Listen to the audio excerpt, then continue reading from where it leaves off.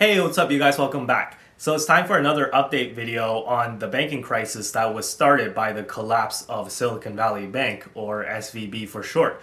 So this crisis appears to be now escalating with the collapse of another bank yesterday called Signature Bank.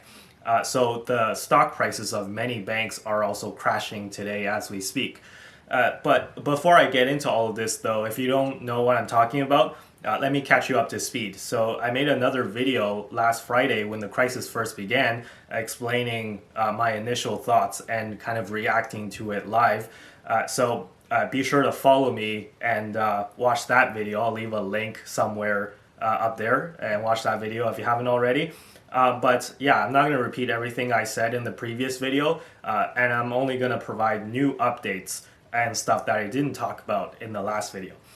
So as of recording this, which is Monday, March 13th, the US banking sector is crashing really hard.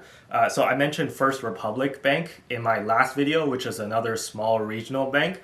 And their stock is down over 50% today. So I think it was down over 75% this morning, but it's bounced back quite a bit, but it's still down 50%, right? So even the big banks like Wells Fargo, Citigroup, Bank of America, they're getting hit hard. But obviously not as hard as the small regional banks. But for a bank to be down like 5 or 6%, it's a lot, right? So like usually bank stocks never move that much. These stocks are trading like it's Tesla stock or it's like Palantir or something.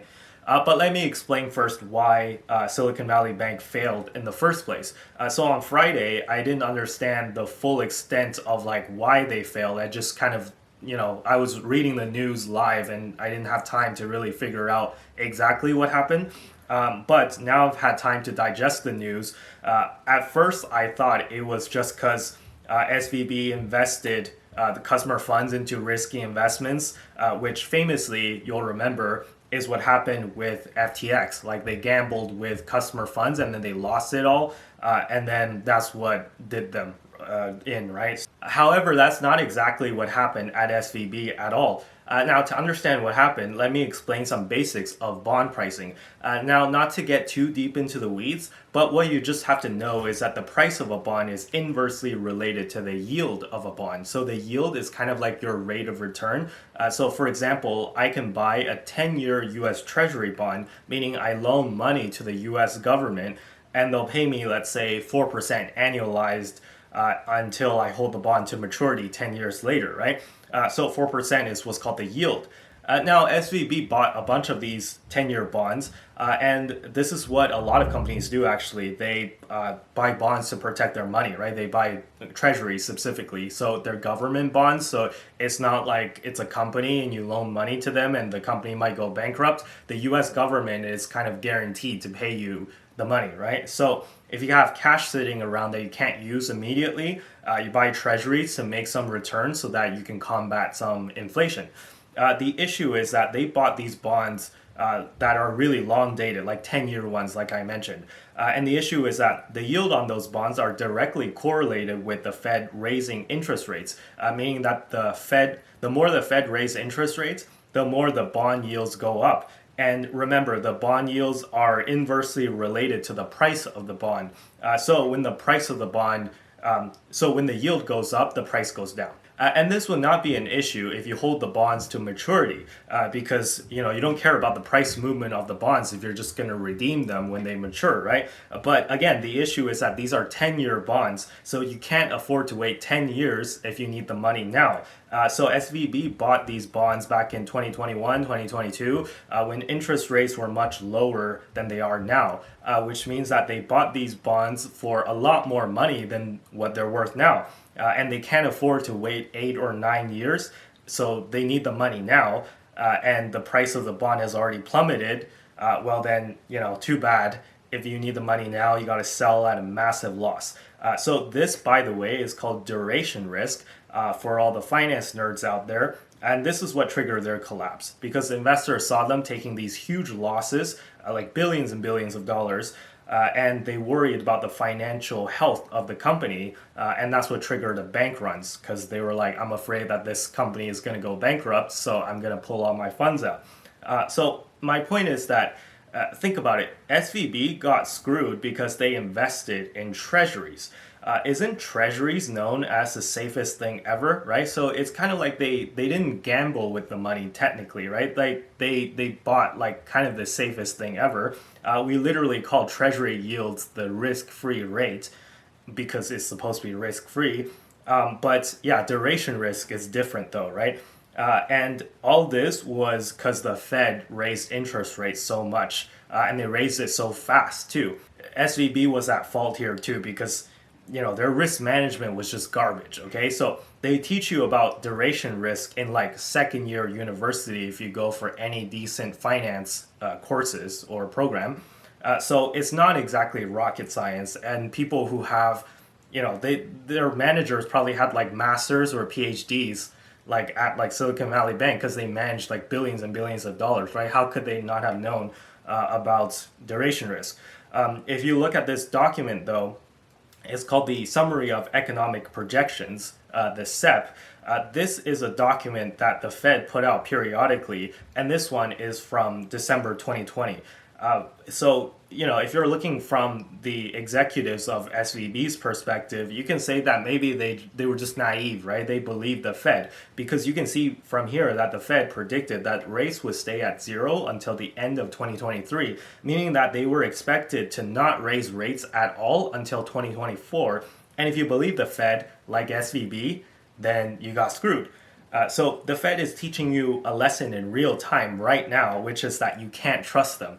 If you trusted them, they rewarded your trust with betrayal because they raised rates on everybody and they tanked everything, right? So I know you're gonna say like they had to raise rates because of inflation, and I know that. But what I've been saying for a long time now is that since September 2022, by the way, is that they raise too fast and they need to slow down or preferably even pause. The Fed was way too aggressive in raising rates, and the result of that is that they're going to break something. And now I think they've broken something. I was saying that they should pause at 3.5% to 4%. They had to raise rates to 4.5%, and now they've broken something. I got a lot of backlash from people saying that, oh, just go to the grocery store, look at the price of eggs, look at the price of XYZ. And listen, look what happens when the Fed is so aggressive. They risk collapsing the entire financial system.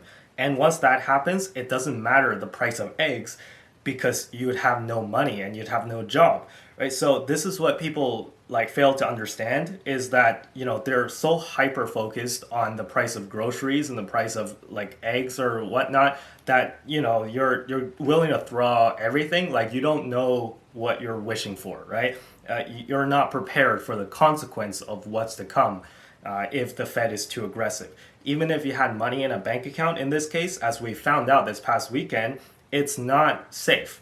It's only safe now because the Fed is pivoting and saying that, oh, like, don't worry, we're going to cover deposits and stuff. But if you wanted the Fed to remain focused on inflation, if they stayed as aggressive as you wanted them to be, then if you got your wish, then the Fed would be like, okay, forget about your deposits. We're still doing 50 basis points next week and nobody cares about your deposits unless it's under 250K. Like, good luck.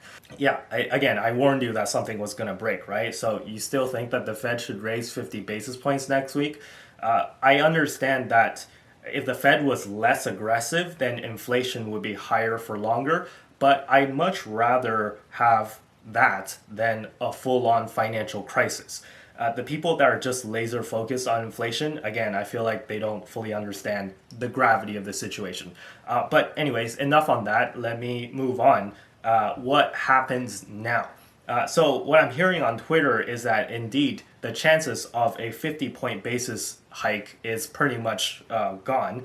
And the chances of a 0 basis point hike, meaning a Fed pause, is now greater than the chance of a 25 basis point hike. So as of recording this, I checked on the Fed Watch tool. Right now, again, today's Monday, March 13th, and it's the trading day right now. The Fed Watch tool is still saying that there is a 70-ish% chance of a 25 basis point hike and a 30-ish% chance of a rate hike pause. So it's still saying that there's more chances of a 25 basis point hike. I feel like the Fed Watch tool might be a little bit slower than people on Twitter, because like, people on Twitter, if you follow like trusted, I'm not just saying like random people on Twitter, because I know people say whatever they want, right? Like I follow a lot of trusted accounts that tweet like really accurate information, and those people are saying that the chances of a 25 basis point hike is now lower than a Fed pause. But either way, I think that the Fed is either done raising rates, or they may be able to squeeze in another 25 basis points and then they're done. So we'll have to see. All of this is also contingent on the CPI inflation data, which is going to come out tomorrow for February. And the consensus is that it's going to be 6.0% CPI inflation, headline inflation. And I know it's like still unacceptably high for a lot of people, but remember that the official CPI data also lags, right? So, and CPI is not even that accurate as to measuring how people actually spend. And I can make a whole nother video talking about how CPI sucks, but I don't think too many people will watch it because it'll be kind of a boring video. But just, look up how CPI is done and how CPI is measured, and evaluate for yourself whether CPI is actually reflective of what inflation actually is, if you don't believe me, right? And I'm of the opinion that CPI absolutely sucks and it is not very reflective of how people spend money anyways, but that's a whole nother topic. But even if you believe in CPI's accuracy, it lags. If you look at trueflation.com, right now, the inflation rate should be somewhere in the 4.5% range year over year. And as you can see, there's a clear downtrend.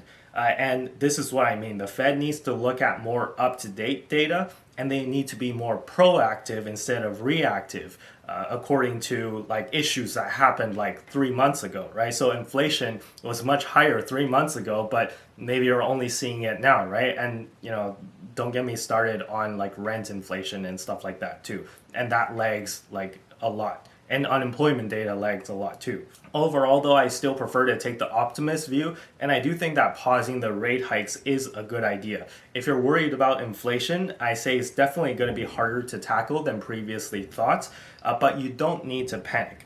As always, I'm monitoring the situation, and I'll be making another update video if things escalate or if some new development happens, or I'll make however many update videos as needed to cover this entire crisis. So I'll be sure to update you guys on this. For now, I'll leave the video here.